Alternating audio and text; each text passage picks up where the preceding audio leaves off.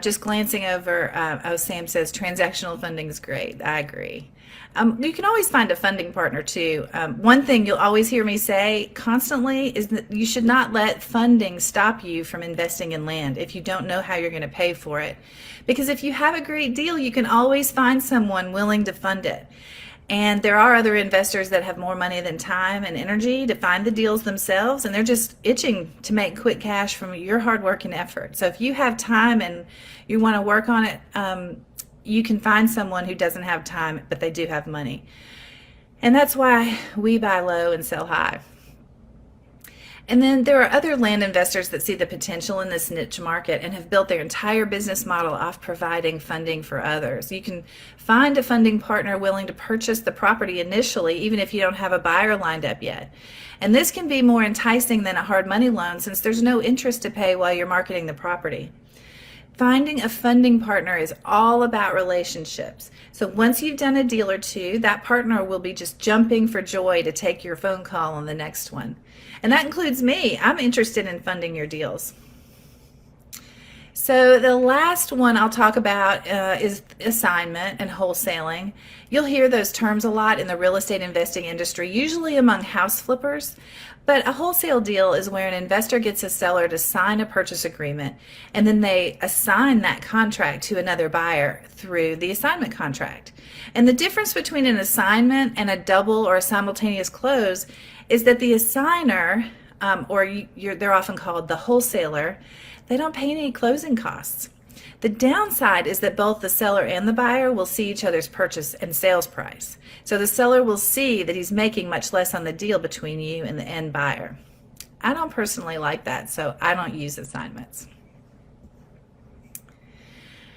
Let's see, I did see a couple of other questions in the group. Kevin Perney, I think he pronounces it. He said, where can I find a good, competent, and reliable person to outsource for comps?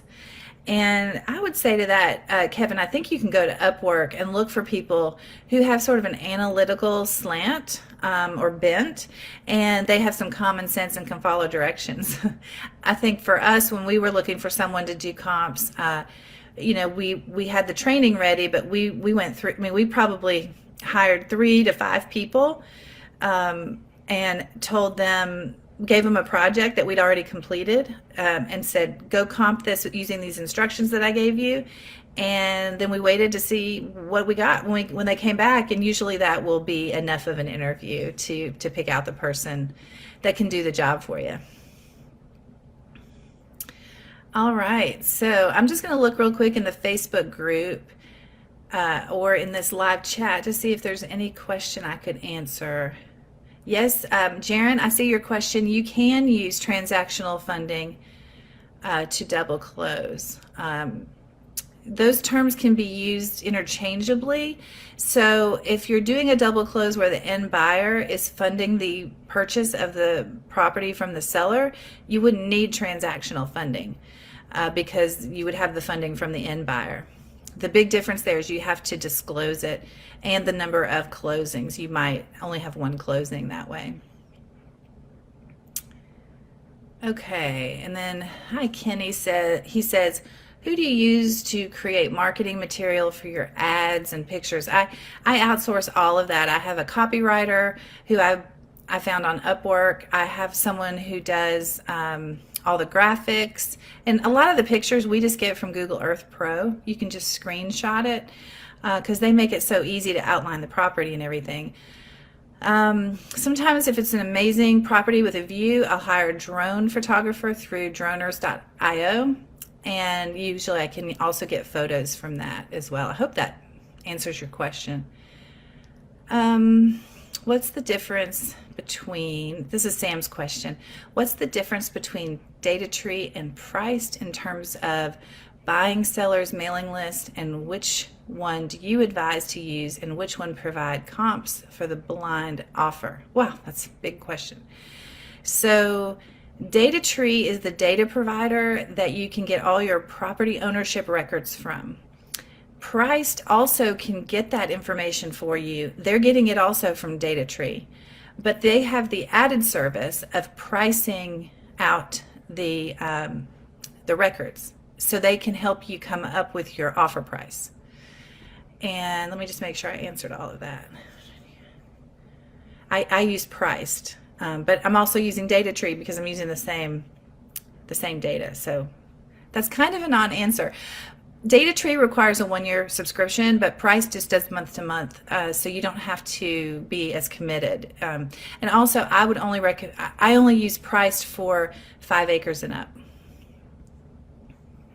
I just think they're more accurate that way. I don't think they're quite as accurate under 5 acres. They're just still working. It's a relatively new pricing tool, but I have found for 5 acres and up, they are on the money.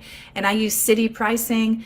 I'm not a fan of the geo pricing. That hasn't worked for me, but I do like the city pricing. Hey Fabian, are you just getting started? Oh, I mean, the first thing you should do when you're trying to learn the land business is first understand the overview of how the business works and what the steps are, and then just start taking action at step 1. So forming your business, getting a Rocket Print account set up so you can send mail, get a Google Voice number where you can receive calls from sellers, and get your first mailer out, because the number one thing you need to do to be successful is send mail every single week without fail. Don't ever let a week go by where you're not sending out mail to people, because mail is what generates the deals. And I have been mentoring a small group of people, and I have found that it takes anywhere between 3 weeks and 8 weeks for people to start responding to your mail. And then once you start getting the responses, you will get responses every single week as long as you have always been sending mail every week. Okay, so it's a consistent action gets results. I hope that helps. I will just say, I'm happy to share with you my way of doing land flipping. Everyone that I talk to seems to know a different way to flip land. I focus on properties with at least a $40,000 retail value that are 5 acres and up in rural, undeveloped, raw land areas outside major cities where people want to live. And the key to my success has just been what I just said. It's just consistent daily action, sending mail every week without fail, because it's a proven business model. And if you follow those steps, if you just get started, you will find success. But it does take a little time to get it up and going. But as long as you were consistent, once it gets going, it stays going. And I currently have 21 properties for sale in my pipeline. It's more than I can even handle now. And so I've started hiring some agents to help me. I'm like, I'll do all the marketing. You just handle all the volume of calls that come in and help me get it under contract, because it's gotten to a point where I can't field all the calls. And this is my goal. I want to build a business where where it scales so I can outsource the jobs so that I can have more free time. It gives me the free time to be here right now helping you. So you know about how you can invest your own funds, or you can use one of these investment options that I just mentioned earlier. And if you have any questions about any step in the process, you can reach out to me by posting a question on this page, or just send me a private message. I would love to hear about your journey into real estate investing. I'd love to know how you found this group, what brought you here, and what you're hoping to learn. And I'm happy to help you get your land investing business moving forward. So, you can do this and I'll help you. Oh, I just got a letter. It was just snuck here in front of me. It's a letter. I see it has my address marked through, but let's just see what it is, because this is from one of my mailers. Let's see what it is. Hold on, and then I'm gonna let you go. Real estate purchase agreement signed. Yay. Okay, I better go get to work on this one. Hope y'all have a great weekend, and thanks for joining me. Bye.